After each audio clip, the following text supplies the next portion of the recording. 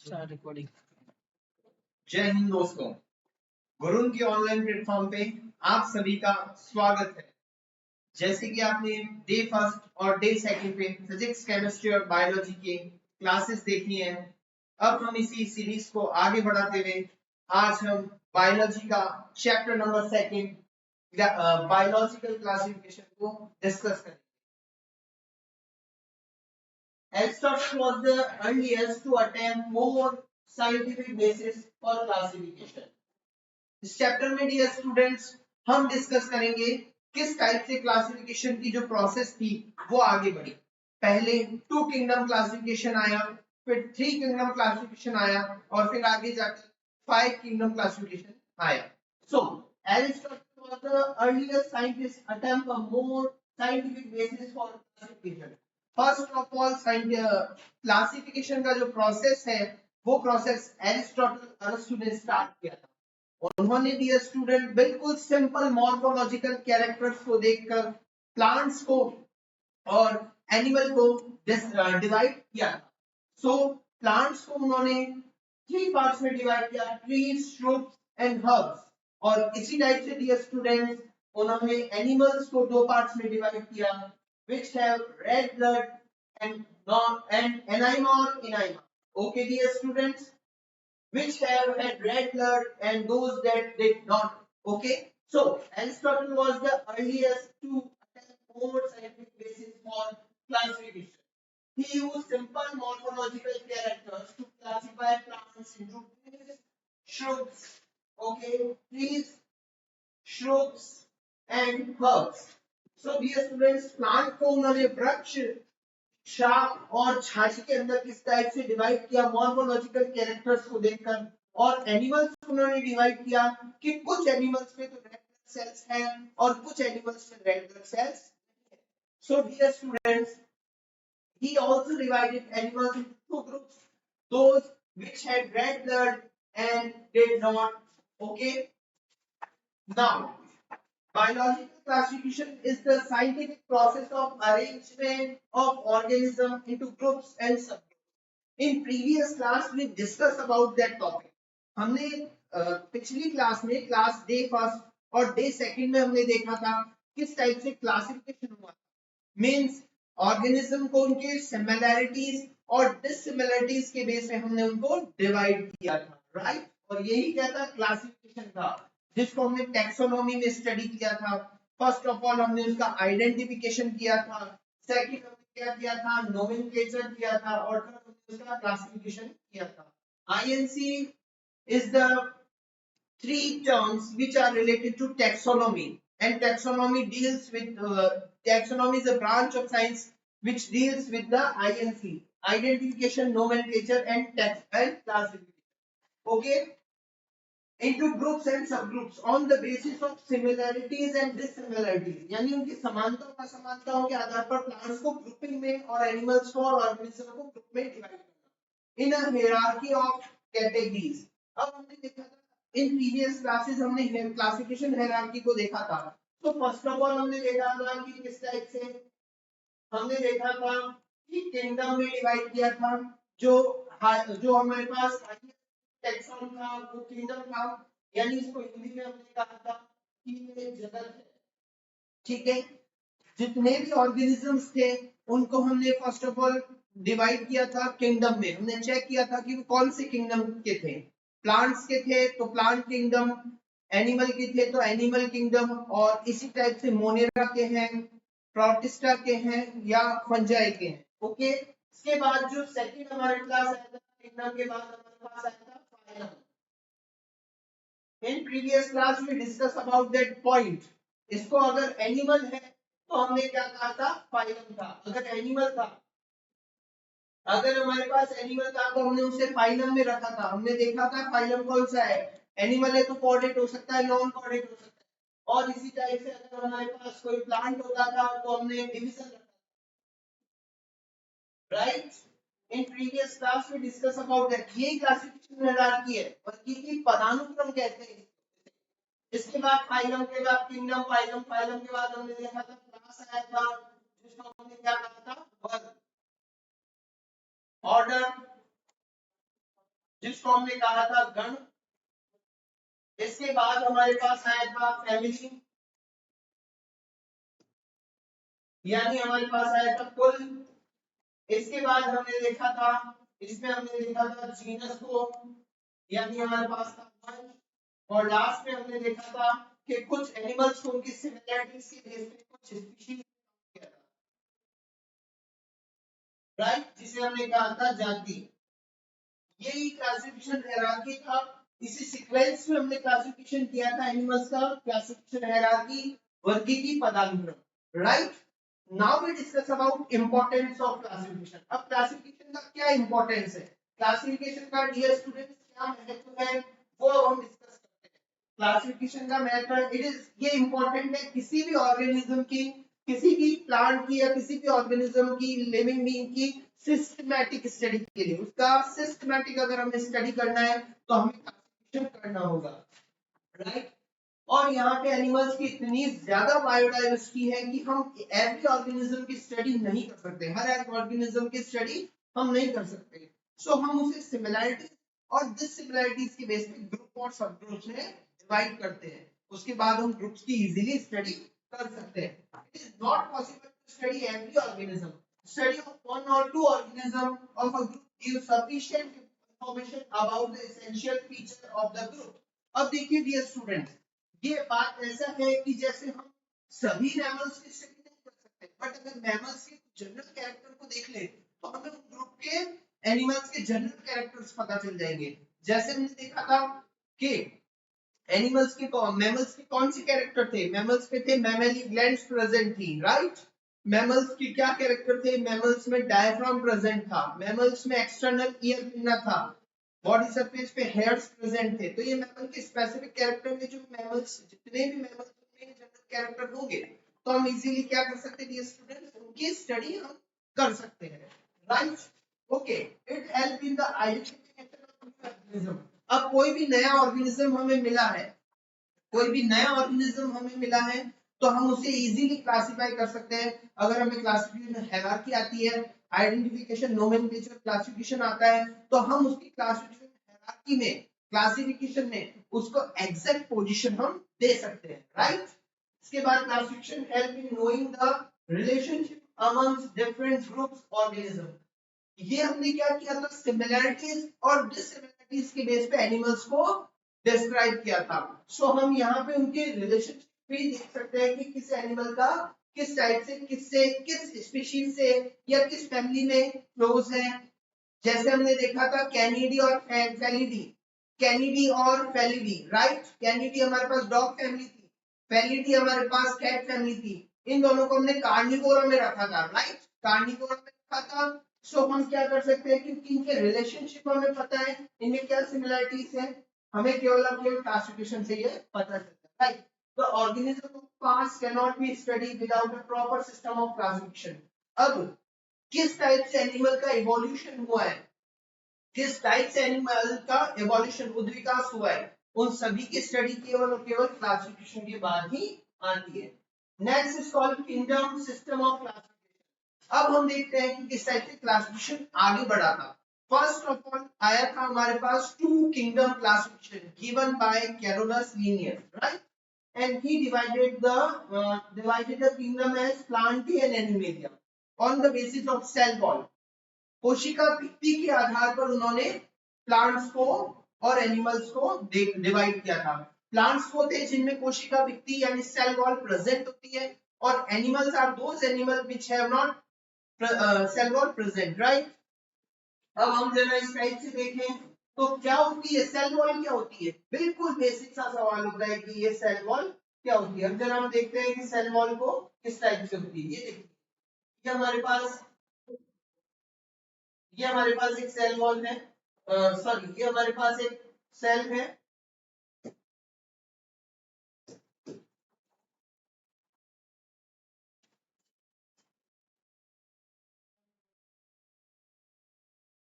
Right.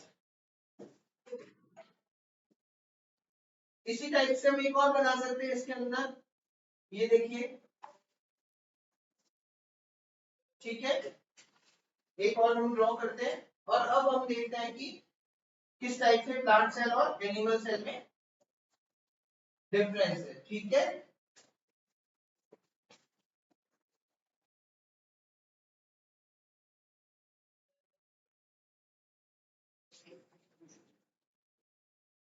Okay, so dear student, एक तरफ मैंने बनाई है प्लांट सेल, एक तरफ मैंने क्या बनाई है, plant cell.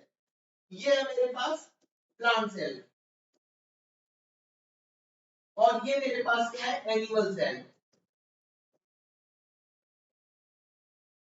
The outermost layer of plant cell is called cell wall, which is non-living in nature. यानी ये इसकी outer part जो है इसको हम कहते हैं cell wall, क्या कहते हैं, cell wall। और ये क्या है बेटा, non-living, non-living है। Inside the cell wall, the cell membrane is present, ठीक है, इसके अंदर present होगी, that is called cell membrane,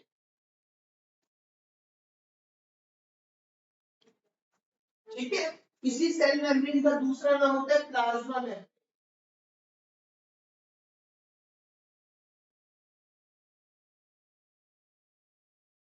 ठीक है।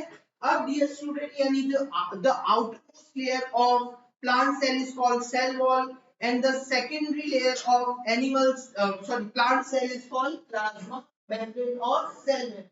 यानी पादप कोशिका का बाहरी आवरण तो सेल वॉल होगा जो कि नॉन लिविंग होगा, और अंदर का सेकेंडरी लेयर होगी वो होगी सेल मेम्ब्रेन या प्लाज्मा मेम्ब्रेन जो कि, ठीक है। पर जब हम डिस्कस करते हैं एनिमल सेल को, तो एनिमल सेल का आउटर जो लेयर होती है उसको सेल मेम्ब्रेन या प्लाज्मा मेम्ब्रेन हम कहते हैं, जो कि लिविंग नेचर है। सो एनिमल सेल में सेल वॉल प्रेजेंट नहीं होगी। इसी बेस पे जो हमारे पास लीनियर्स थे उन्होंने क्या किया था, एनिमल्स को डिवाइड किया था प्लांटी और animalia. The third kingdom classification was given by Haeckel. तो थर्ड थ्री किंगडम क्लासिफिकेशन दिया था हैकल ने, और उन्होंने प्लांट और एनिमलिया के बीच में प्रोटिस्टा को रख दिया था। सो इन्होंने यूनिसेलुलर कैरेक्टर को डिस्कस किया था, क्योंकि प्लांट्स हमारे पास मल्टी सेलुलर होते हैं और एनिमल्स हमारे पास unicellular. In previous class we discussed about the unicellular and multicellular. Unicellular organism means those organisms which have only a single cell in their body. Example are amoeba. Example are paramecium. Example are euglena. हमने पहले की class में देखा था कि हमारे पास क्या थे, हमारे पास हमारे पास अमीबा था। इसी टाइप से हमारे पास पैरामीशियम था, इस टाइप का हमारे पास पैरामीशियम होगा जिसके ऊपर सीलिया प्रेजेंट होंगे, cilia for the locomotion of paramecium, right. तो ये हमने देखे थे एनिमल्स, ओके। इसके बाद हमने देखा था मल्टीसेलुलर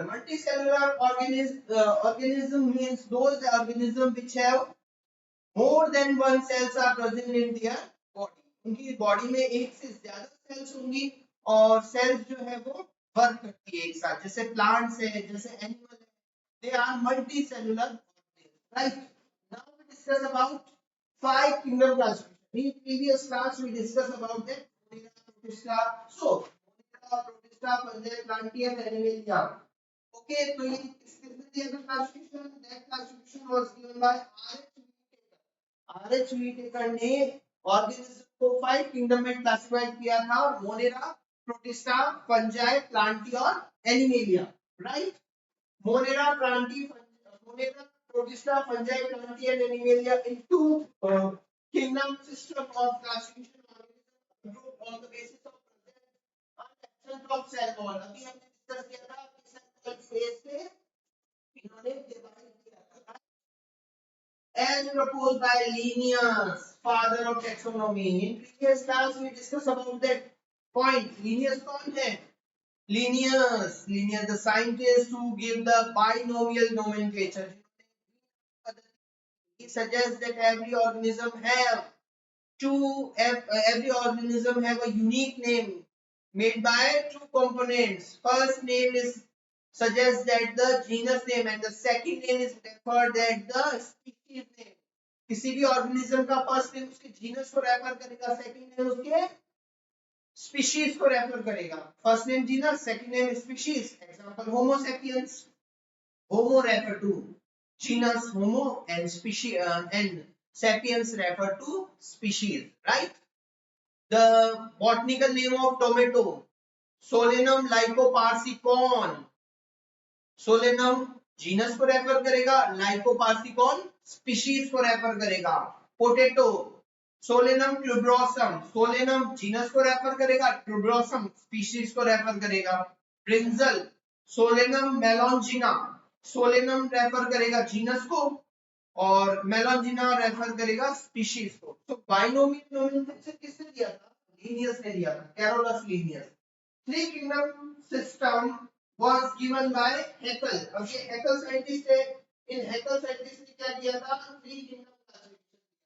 ठीक है, सेपरेटेड यूनिसेलुलर ऑर्गेनिजम्स। अब देखिए ये सारे मल्टीसेलुलर है, ये मल्टीसेलुलर है, ये मल्टीसेलुलर है, तो इन्होंने इनके बीच में क्या रख दिया? ठीक है। Algae fungi on the basis of lake of tissue differentiation, new kingdom protista. Okay, five kingdom system was RH divides all organism into five kingdom in order to develop phylogenetic classification। अब इन्होंने क्या किया?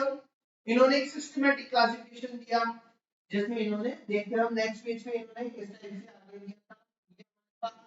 Amoeba है ये हमारे पास unicellular. Okay, RH Whittaker scientists in 1969 proposed five kingdom classification, defining for the name Monera, Protista, Fungi, Brachyura, and Animalia. In this slide, we discuss about it, all those kingdoms. Okay, the main criteria of classification used by the including cell structure. अब हम देखेंगे cell type क्या है, cell wall कैसी है, nuclear membrane कैसा है, body organisation कैसा है, मोड ऑफ न्यूट्रिशन कैसा है। इन एनिमल्स में जितने भी एनिमल्स है जो इस एनवायरनमेंट में है, उनको केवल पांच किंगडम में डिवाइड किया था, और हम देखेंगे कि इस टाइप से इन्होंने डिवाइड किया। Okay, first we discuss about the cell type. Cell type, so listen carefully, the Monera are prokaryotic. Monera are prokaryotic. Monera are prokaryotic. And all Protista, Fungi, Animalia are eukaryotic. So we discuss about that point, what is prokaryotes and what is eukaryotes. There are two types of cells, okay.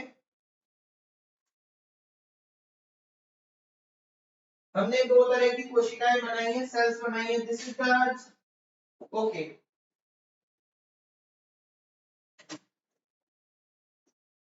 this is the genetic material of cell first, and this is the genetic material of cell second, right? It is covered by nuclear membrane. It is that is the absence of nuclear membrane, that is prokaryote.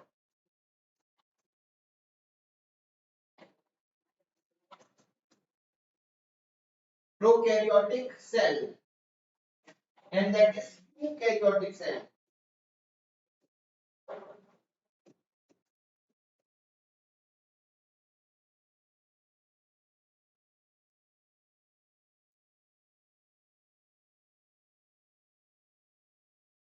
Okay dear student, हमने दो तरह की sales देखी है।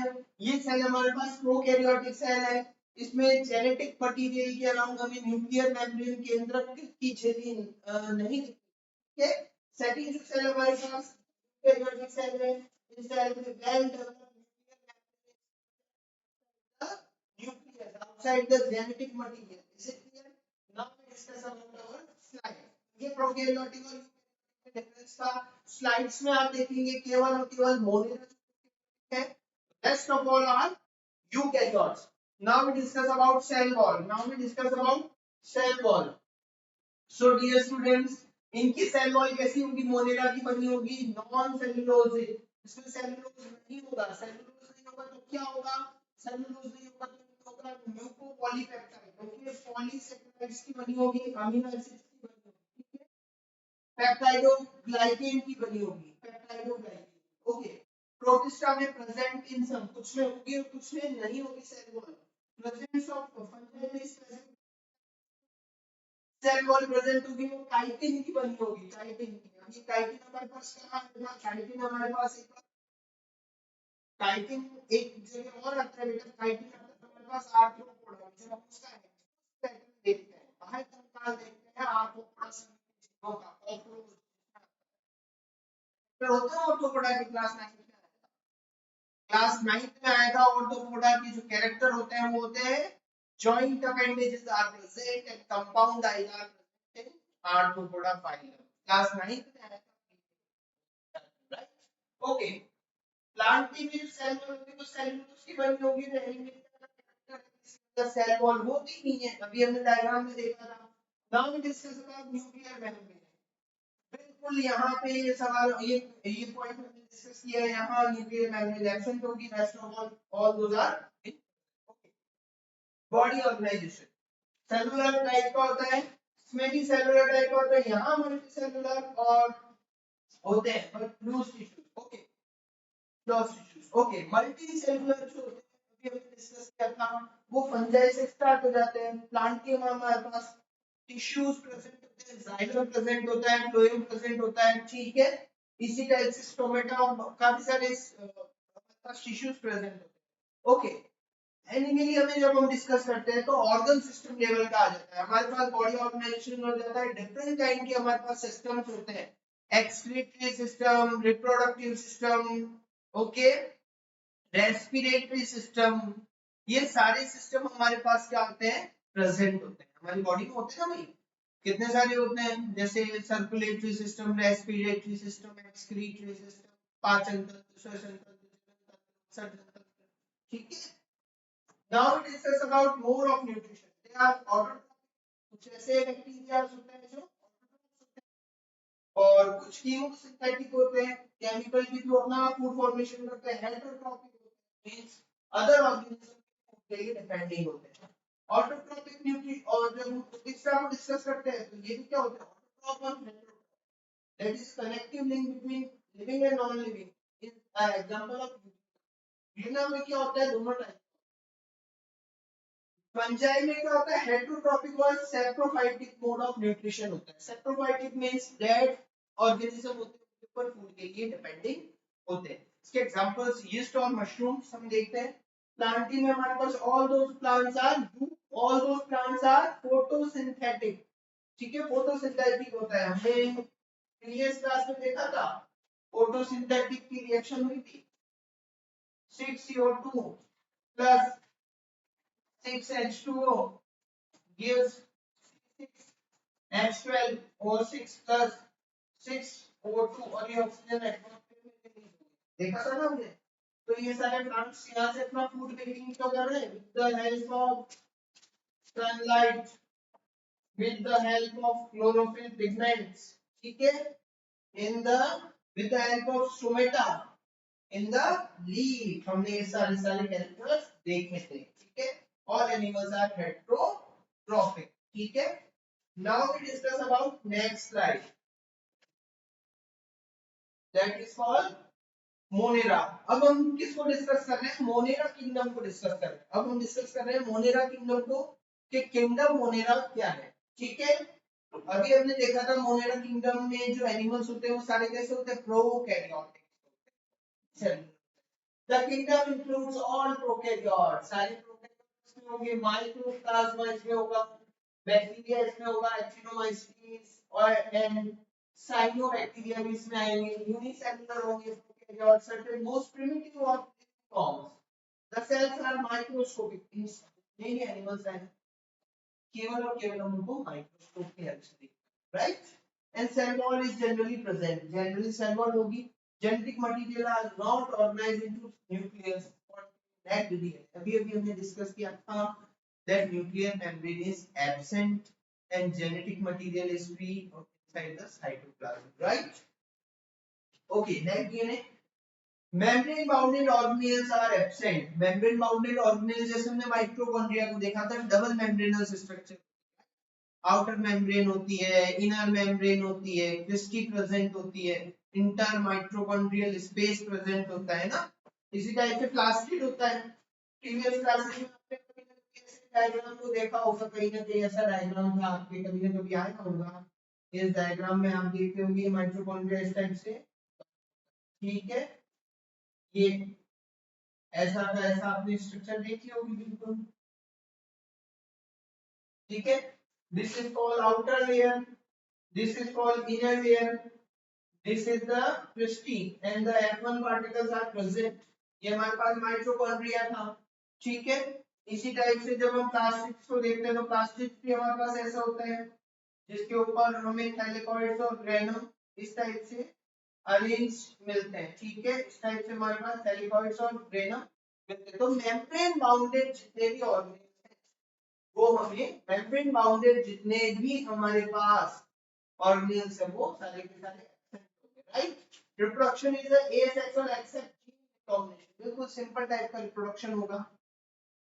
Sexual reproduction तो हो ही नहीं सकता है, ठीक है। एसेक्सुअल रिप्रोडक्शन होगा उसमें एक्सेप्ट जीन रिकॉम्बिनेशन होगा, यानी genetic material transfer. Okay, flagella में भी प्रेजेंट, फ्लैजिला जो होता है वो लोकोमोशन के लिए होता है। सीलिया और फ्लैजिला में डिफरेंस क्या होता है? सीलिया और फ्लैजिला दोनों लोकोमोशन के लिए होते हैं, बट सीलिया जो होता है उसकी साइज स्मॉल होती है, उनकी नंबर बहुत ज्यादा होते हैं। फ्लैजिला का साइज बड़ा होता है और इसके जो नंबर्स होते हैं कम होते हैं, ठीक है। जैसे हमने सीलिया हम देखते हैं किसमें होता है, सीलिया हमारे पास होता है पैरामीशियम, हमने डायग्राम दे बनाया था। पैर और फ्लैजिला किसमें था, फ्लैजिला यूबी था, ठीक है। May be present and are of single standard to green bacteria के एग्जांपल्स हैं। Okay, now we discuss about bacteria, now we discuss about bacteria. हम थोड़ा सा बैक्टीरिया को देखते हैं कि बैक्टीरिया क्या are the most abundant microorganisms that can survive in all kind of climates। ये हर तरह की क्लाइमेट में मिल जाएंगे आपको, बिल्कुल कोल्ड हैबिटाट है वहां भी बैक्टीरिया मिलेंगे, बिल्कुल हॉट स्प्रिंग से वहां भी बैक्टीरिया मिलेंगे, बिल्कुल डेजर्ट एरिया है वहां भी बैक्टीरिया मिलेंगे, ठीक है। डेसिडुअस फॉरेस्ट है वहां भी बैक्टीरिया मिलेंगे।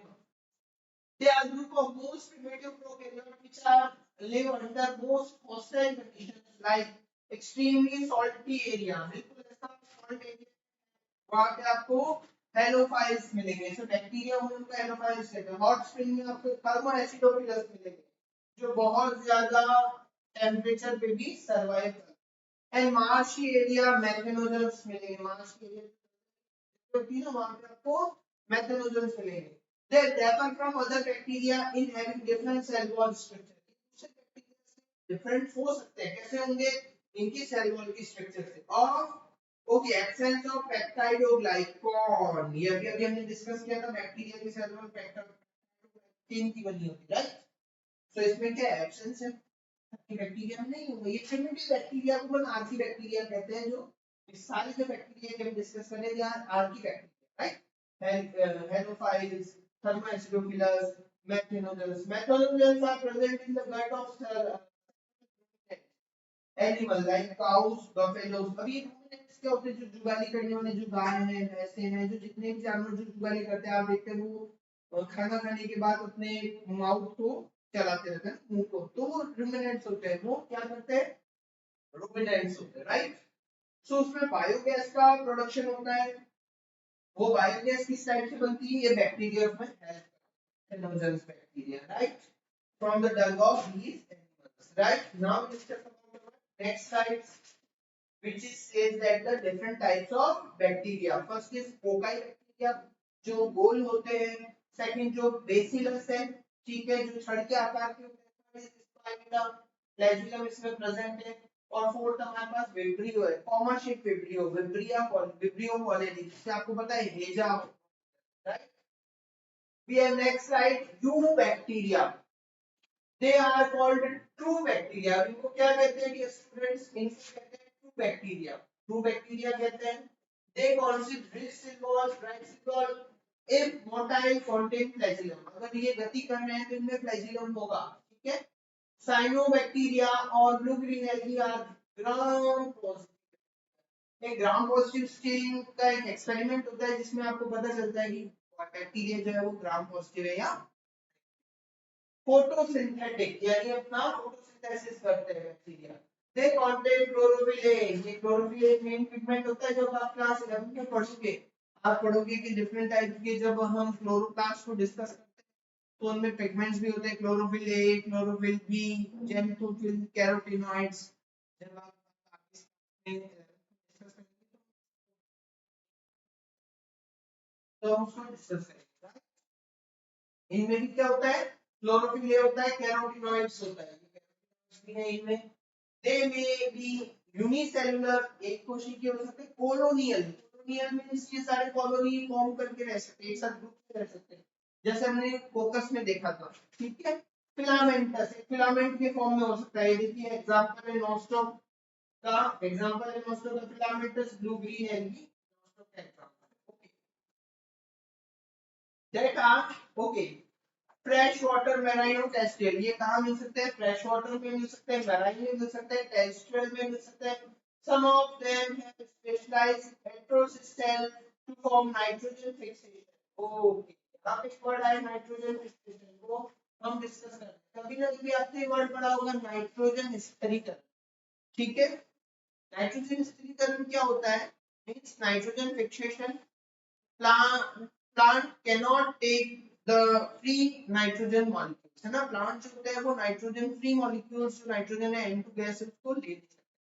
they can only take by the form of nitrates and nitrates, वो इसको नाइट्रेट और नाइट्राइट के फॉर्म में ही ले सकते हैं, ठीक है, राइट। नाइट्रेट और नाइट्राइट की फॉर्म में, यानी यहाँ पे क्या होगा, नाइट्रेट का कन्वर्जन होगा किसमें, नाइट्रेट और नाइट्राइट, बाय द बायोटिक और abiotic factor.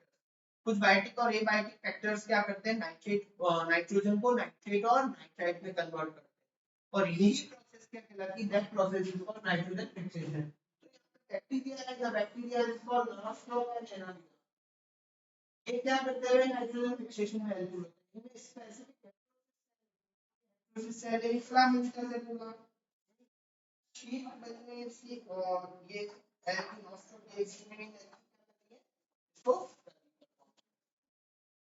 Okay. Now we discuss about the divided bacterium. इसी टाइप से सेल वॉल है, सेल मेम्ब्रेन है, और इसका मटेरियल दिया है हमारे पास।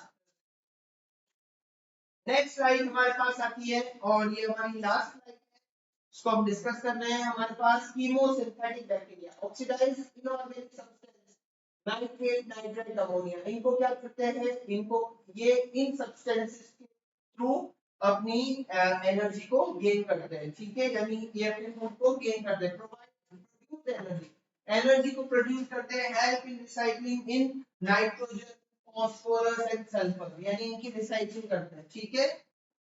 Now we discuss about heterotrophic bacteria are most abundant and as a decomposer. अब आपने देखा होगा कई जगह जो dead organisms होते हैं, उन dead organisms डिकम्पोज का वर्क कौन करता है, बैक्टीरिया, कौन करते हैं, so they are bacteria, heterotrophic bacteria, right? They are helping production of curd, ये क्या बनाते हैं, कर्ड के फॉर्मेशन, आपने देखा होगा दही के, लैक्टोबैसिलस, लैक्टोबैसिलस जो बैक्टीरिया है उससे कर्ड का फॉर्मेशन होता है। तो देखिए बैक्टीरिया हेल्पफुल भी है और हार्मफुल भी है, बैक्टीरिया हेल्पफुल भी है और हार्मफुल भी है, राइट, ओके। सो कर्ड का फॉर्मेशन हो रहा है, एंटीबायोटिक, आप कभी कई बार बीमार हो जाते हैं तो डॉक्टर कहते हैं तो भाई एंटीबायोटिक दे देते हैं, ये देखा मेरे process fixation of nitrogen in leguminaceae plants, जो आपने देखा होगा फैबेसी फैमिली है या लेग्यूमिनेसी फैमिली, रूट्स होती है उनमें स्पेसिफिक टाइप की सेल्स होती है, उन सेल्स में बैक्टीरिया से क्या होता है, नाइट्रोजन फिक्सेशन होता है। सम ऑफ आर पैथोजेनिक, ऐसे बैक्टीरिया भी है जिनसे डिजीज हो जाते हैं, कॉज डिजीज लाइक कॉलेरा, है ना, विब्रियो कॉलेरा, ठीक है, हैजा, ठीक है, टाइफाइड, साल्मोनेला टाइफी, आपने नाम सुना होगा, साल्मोनेला टाइफी जो है उससे टाइफाइड हो जाता है, टिटनस, क्लोस्ट्रीडियम टिटनी से टिटनस हो जाता है, सिट्रस कैंकर, ये होता है नींबू का रोग, नींबू का। Now we discuss about mycoplasma, mycoplasma क्या होते हैं भाई, they are the simplest free living, बिल्कुल सिंपल फ्री लिविंग प्रोकैरियोट्स है, they are also known as PPL, इनका नाम है भाई pleuro pneumonia like organism, right. organism. They lack cell wall नहीं होती है and can survive without oxygen. बिना ऑक्सीजन के रह सकते हैं. They cause disease plants and animals. ये प्लांट में भी और एनिमल में दोनों में